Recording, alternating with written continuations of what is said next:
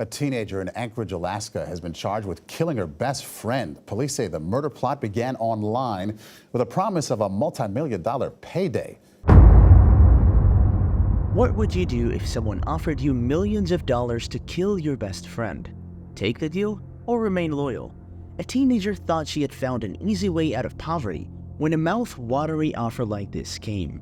Her thirst for wealth blinded her so much that she recruited 4 others to take down her victim. This is Denali Brehmer's story. It's a tale of betrayal, twisted fetish, and unimaginable consequences. She conspired with numerous other individuals in and outside of Alaska, including juveniles, forever altering everybody's life. Denali Brehmer was a relatively peaceful child from a middle-class family. Her parents loved her and relished every moment with her. She didn't have many friends, but she had one so dear to her heart, Cynthia Hoffman. Ceecee was her best friend. The teenagers met at Service High School. Ceecee graduated from Service in the spring of 2018 and took classes at King Tech High School. She then entered Anchorage School District Vocational and Life Skills Transitional Program for young people. The best friends read, ate, and spent quality time together. Cynthia would post photos of Brehmer on Instagram and proudly declare her as my BFF. Both girls loved themselves dearly, even though Cynthia had a developmental disability that caused her to act like a 7th grader. She was vulnerable. She wanted to have friends and be safe around them. When she met Brehmer, she knew she was in safe hands. Unfortunately, she was wrong, because her best friend hid a chilling secret. One fateful day, Cynthia left home and did not return home as expected. It was unlike her. Her father, Timothy Hoffman, was a handyman who taught her to be his right-hand woman. Although she had worked in restaurants, she enjoyed working with him. Mr. Hoffman sensed something was wrong when Cynthia did not visit to collect the money he owed her from a job. She always visited or called him to notify him of an outstanding payment. He wondered if something was wrong. Worse still, she did not take her calls or tell anyone where she was. Cynthia always took her calls, even in class or while writing a test. Moreover, she loved her family so much and would not disappear without informing them. The following day, she did not show up. Mr. Hoffman couldn't shake off the feeling that something was wrong, so he notified the police. He was nervous but hopeful. Maybe she wanted some days away from people, he thought. Hoffman and the police set out to find his daughter. He put out search parties and drove his motorcycle through the bike paths and woods. He and his team were all around town looking for his kid. While frantically searching the area, he exchanged text messages with his daughter's best friend, whom he knew as Angela. Angela had been with her right before she vanished. She told Hoffman that she dropped Cynthia off at a local park. In the Hoffman family, the kids check in often and on time. In this family, you all have phones. When Dad calls, you answer. I don't care if you're in church and the holy pastor's preaching. I don't care if you're at school taking the high school diploma test. If Dad calls, you answer. I floored it all over town doing speed limits that I shouldn't have been doing, looking for my kid. One of the last people to see Cynthia was her friend Angela, who told Cynthia's father she dropped her off here at a nearby park. Angela was shocked at her best friend's disappearance. She left her dad a sympathetic message, saying, "I hope she comes home safely. She's my best friend." Hoffman soon learned that Angela's real name was Denali Brehmer, and she knew much more than he had imagined. With each passing moment, he was scared, but not for long, because the truth came crashing down. It came with a knock on his door. Cynthia Hoffman, his beloved daughter, was dead. She was murdered by no other than her best friend. How did a normal teenager get so involved with a man that he convinces her to do the unthinkable? The shocking truth is chilling. Denali Brehmer's trouble started when she met a man online months before Cynthia's death. Before then, she was scrolling through endless profiles, searching for a lover. Luckily, she found one. The Indiana man Darren Shellmiller pretended to be a multimillionaire under a fake name, Tyler. He used a phony moniker and photoshopped headshot, which attracted Brehmer. Unknown to the 18-year-old, he was lying. Tyler was a 21-year-old man who lived in his grandfather's basement in New Salisbury, southern Indiana. He spent most of his time watching TV and playing video games. He was only grooming her for a dirty job. Tyler was no ordinary guy. He was a professional catfish. Catfishing is a term for a person who pretends to be someone else online. A catfish uses fake pictures and a false persona to find romantic partners, friends, or victims online. Months into their online romance, he revealed his true colors. It was time for business. He asked Brehmer to sexually assault 8 and 9-year-olds and send him videos of the assault. Although she found it disgusting, she did it to keep him. Seeing that she quickly gave in to his outlandish requests, he made a juicy offer, one that she would never refuse. Tyler promised to pay Brehmer a whopping $9 million if she killed someone in Alaska.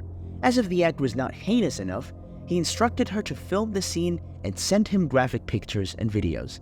Brehmer was dumbfounded at first because she had never done a thing like that before. The mere thought of killing someone sent shivers down her spine. But considering she'll be super rich after the deal, she picked interest and began scouting for her victim. Days later, she found someone. In what appeared to be a twist of logic, Brehmer chose her best friend Cynthia for the crime. Well, her reasons were not far-fetched. She figured it would be easier for Hoffman to trust her. No stranger would trust her enough to go into the woods with her. Worse still, Ceecee had developmental disabilities and trusted people so easily. Studies show that people with intellectual disability are at risk of experiencing abuse compared to people with other disabilities. Armed with this knowledge, Brehmer set out to execute Tyler's orders. But first, she needed help. She reached out to 4 friends to help her seal the lucrative deal. The friends Katie McIntosh, Caleb Leyland, and 2 juveniles identified as Jane and Joan Doe hopped in on the plan. They agreed to split the money according to their roles in the execution. On June 2, 2019, when Brehmer knocked on her best friend's door, Hoffman was dressed up to visit someone. But then, her best friend pleaded with her to join her on a hike.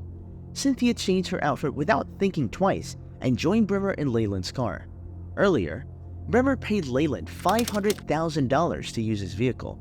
The besties drove to Thunderbird Falls Trail along the Eklutna River that warm afternoon. When they arrived, they met with 4 other teenagers. Minutes into the hike, they ambushed Ceecee and tied her hands, feet, and mouth with duct tape. While at it, Brehmer sent Tyler videos and photos of her victim. The 19-year-old wondered what was happening. As they removed the tape from her hands and mouth, she warned that she'd call the police to report the incident. Scared of the repercussions, the teenagers acted fast. McIntosh grabbed a 9mm handgun from Brehmer and shot Cynthia in the back of her head. She fell flat to the floor, grasping for breath, while her best friend sent more gruesome photos and videos to her lover. The teenagers then pushed Cynthia's body into the Eklutna River and fled the scene. McIntosh ordered Brehmer to text Cynthia's family and fabricate a story about dropping her off somewhere. She obliged and texted Cynthia's sister that she had dropped her off at Polar Bear Park in Anchorage. The killers immediately burned Cynthia's purse and her valuables. For fear of what could happen next, Brehmer deleted all her text messages with her lover. She was convinced that the delete button would erase the evidence. By June 3rd, Cynthia's family had reported her missing. It was not until June 4th that the authorities began to dig deep into the case. It didn't take much effort before they uncovered the murders. They searched Brehmer's phone and found explicit images of children. Worst of all, she sent these images to a mysterious figure called Babe. Unknown to the authorities, this enigmatic figure harbored a dark past he carefully hid. Eventually, the police peeled off the layers of deception until the reality emerged. Mike and Alexis, police found the body of 19-year-old Cynthia Hoffman last night near Thunderbird Falls. She was bound, shot, and placed in a river. So for her to not call was a big red flag that something terrible had happened, because she would have called. And Tim and I were talking, and he says, I know something bad has happened. I know she's dead. He can feel it in his bones. It's just such a waste of a life.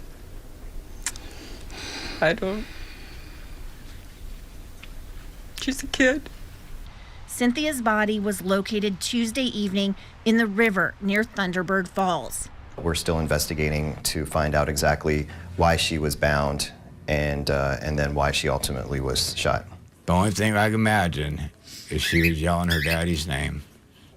And it goes through my head over and over and over again.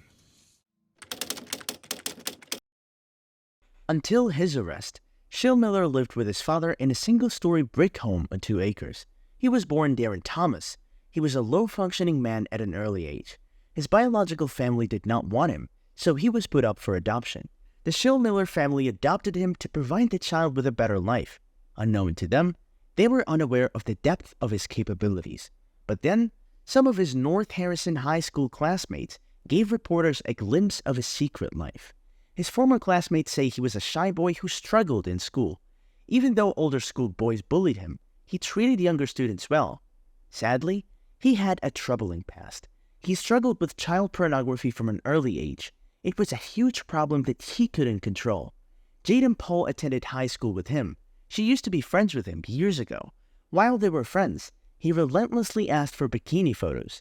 After she refused his odd requests, he created a fake profile to try his luck. She was smart and didn't fall for that.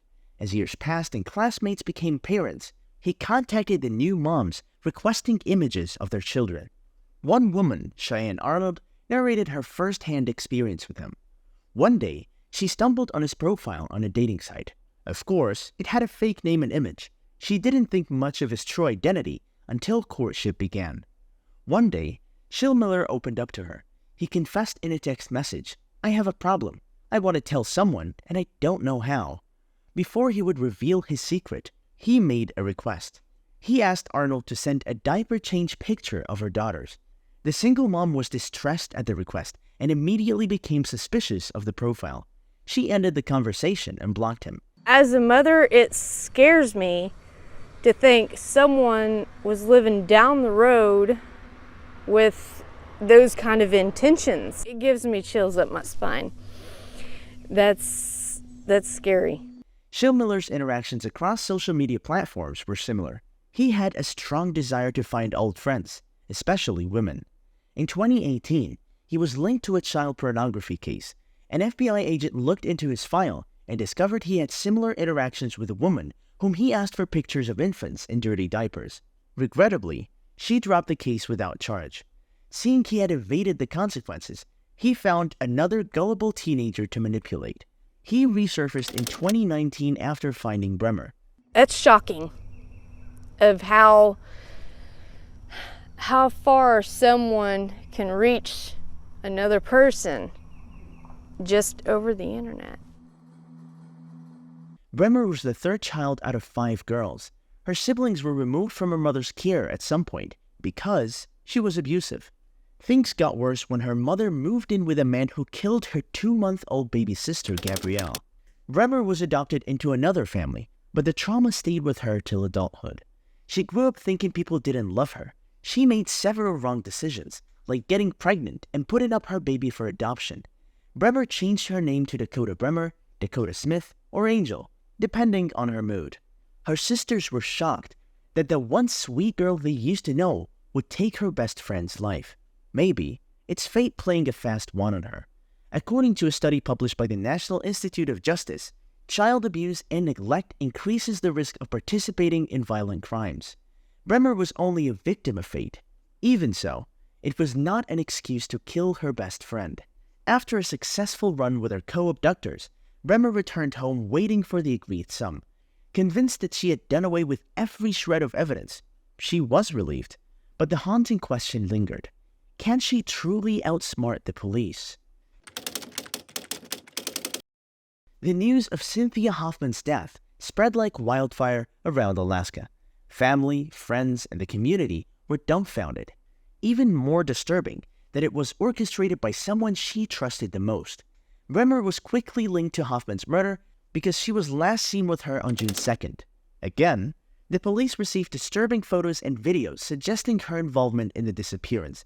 The Anchorage Police Department invited her for questioning on June 4th. They kick-started the interrogation by requesting to search her phone. Shockingly, she willingly handed over her device, believing she had deleted the implicating images. Alas, there was more left. During the search, police found sexually explicit photos and text messages to her romantic partner, Schillmiller. After initially denying involvement in Cynthia's disappearance, she opened up.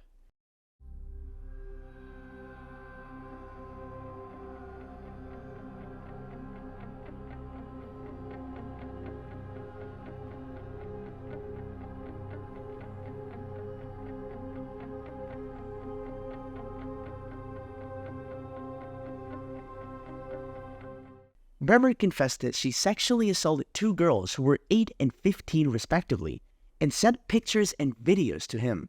She referred to this man as Tyler from Kansas. Court documents showed that he attempted to blackmail Brehmer into abusing more minors after the murder.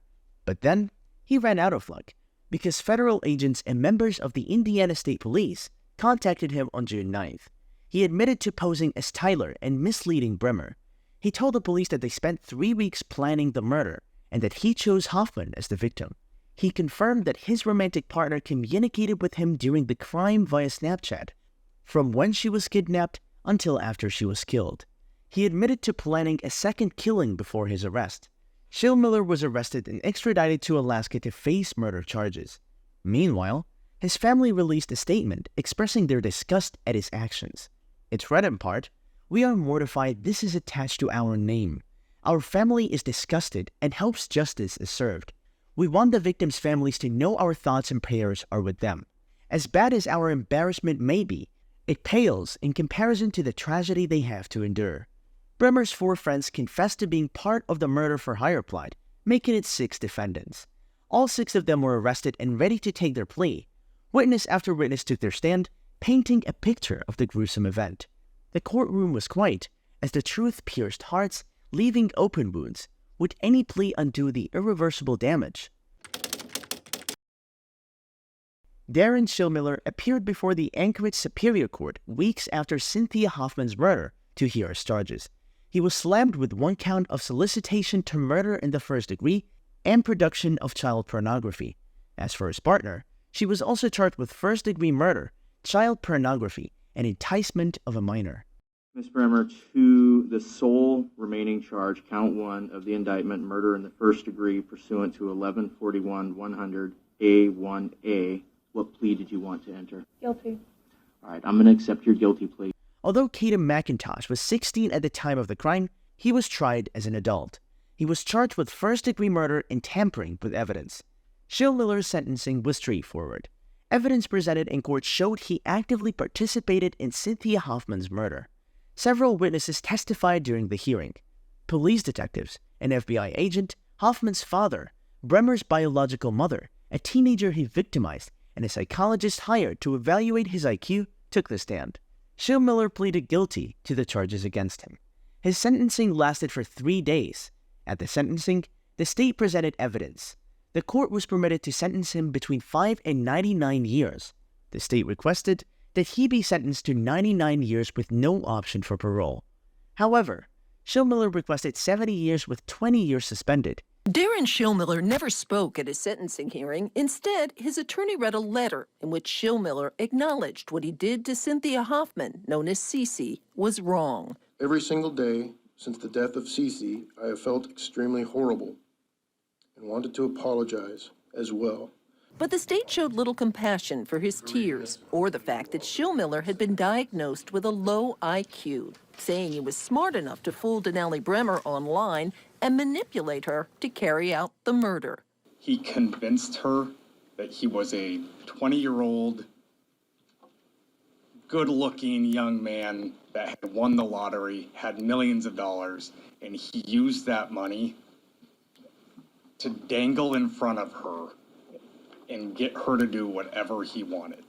During the hearing, Cynthia Hoffman's family members provided victim impact statements. Her father, Hoffman, described her as his right-hand man.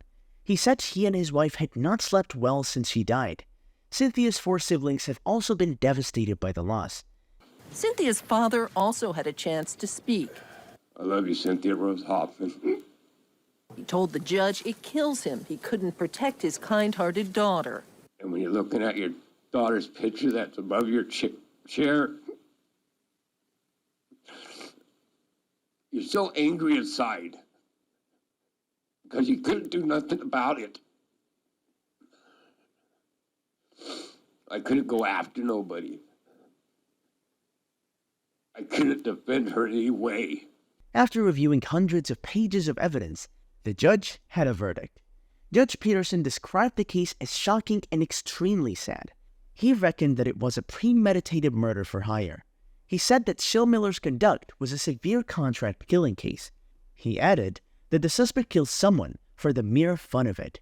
As a result, he was a risk to the community. No doubt, this man was a master manipulator who got a rush for killing. He did it for power and control. Judge Peterson hoped that the sentence would deter future murders. Schillmiller was sentenced to 99 years in prison, with no option for parole until after 45 years. He didn't show any emotions as the sentence was handed down. But the judge found the fault lay squarely with Schillmiller. Frankly, Mr. Schillmiller enjoyed it. He could have given him as few as 5 years, but gave him 99 to serve. Outside the courtroom, Timothy Hoffman said he was satisfied with the sentence, but couldn't find forgiveness. As he was led out of the courtroom after the hearing, Hoffman's father said, "I hope he rot in hell." And to be honest, I hope he never comes out. After the sentencing, Timothy Hoffman confirmed he was pleased with the judgment. However, he wished Schillmiller was not eligible for parole. Brehmer was the next suspect to take her stand. Her sentencing was scheduled for February 12, 2024. The 23-year-old stood before Judge Andrew Peterson to know her fate. At the sentencing, both she and the state presented evidence.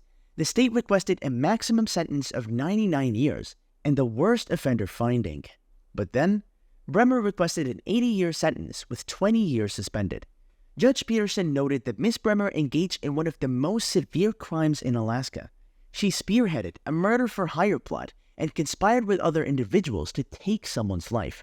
Yes, she may not have pulled the trigger, but the incident would not have happened if it were not for her. Judge Peterson described Cynthia's death as tragic and senseless. He said Brehmer's conduct was cold and calculated.